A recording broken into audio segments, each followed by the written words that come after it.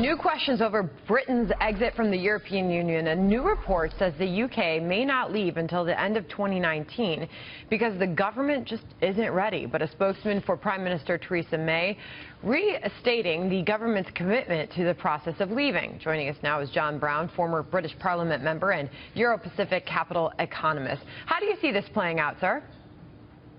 Well, I think you're quite right. I mean, Brexit was a big surprise to the government and the civil service. They would have never allowed the referendum to take place if they thought they were going to lose. And it's a very serious and complex issue involving the unwinding of some 50% of Britain's distorted trade towards the European Union. And it will require very lengthy negotiations and a lot of time. So I think Theresa May is quite correct to play the ball long.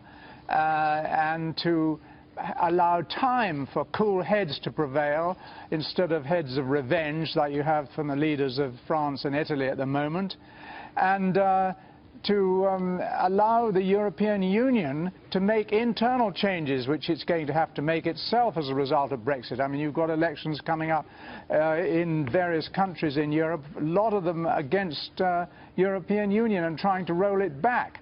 And also, of course, allowing for the new European leadership to emerge. In other words, the elections in May of 17 for France and in September for Germany. And after the immigration problems, even people, great people like Merkel, who's the leader of the European Union, may have a difficult time in getting back.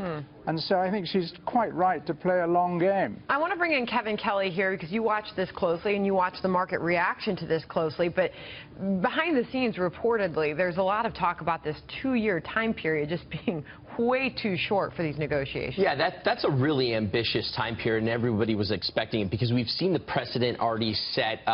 Switzerland, Norway, they still had to become subjected to a lot of the immigration policies as well as some of the policies on trade that even though they wouldn't have EU membership, they would have to be subjected to. But I think highlighting what's going on with the UK leaving the EU, they're able to set new trade partnerships that will really benefit their economy because, as you highlighted earlier, they're actually disadvantaged. Because think about this, they actually have to buy, there's tariffs on French sugar, so they actually have to bring into the UK French sugar where they could get it cheaper elsewhere. So can you talk about actually how it could benefit the economy in the UK as well as other economies through new trade deals?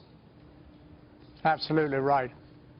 I mean, but Britain has to negotiate within the European Union's negotiations worldwide, of which it has 1/28 of a vote.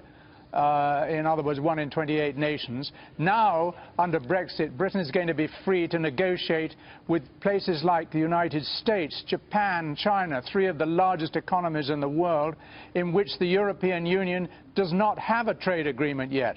So it's going to be greatly to the benefit of Britain over and above democracy, freedom, and common law, which are the 3 fundamental reasons why Britain broke from Europe. Well, and this is Harlan Hale here. What are the reasons for delaying the UK exit at this point? I mean, we have a timeline that we're working against. Why delay? I mean, it feels like it could introduce turmoil to the markets if there are unexpected delays. I think there are expectations that things are going to happen in a relatively timely manner. So what are the reasons for delays at this point? Well, as I've tried to say, I mean, I think markets are going to be much happier with a slow, gradual movement than a sudden shocks. And the sudden shocks would be greatly to the disadvantage both of the United Kingdom and the European Union.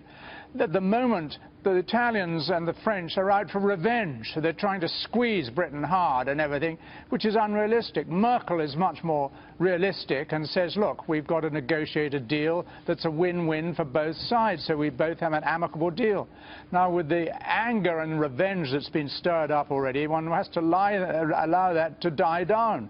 As I've tried to say, Prime Minister May is trying to allow time for cool heads to come and for internal, European Union has got to do a lot of changes now within itself. Brexit has really created a major potential changes within the European Union. But John, this is deep-rooted animosity. This is deep-rooted animosity between these nations and these individuals that goes back years, if not decades.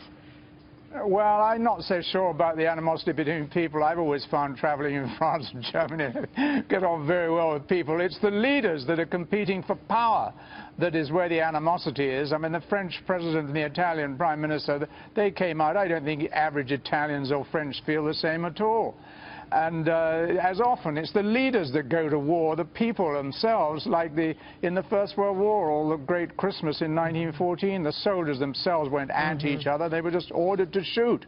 And so this is the leadership, and it's the grab for power.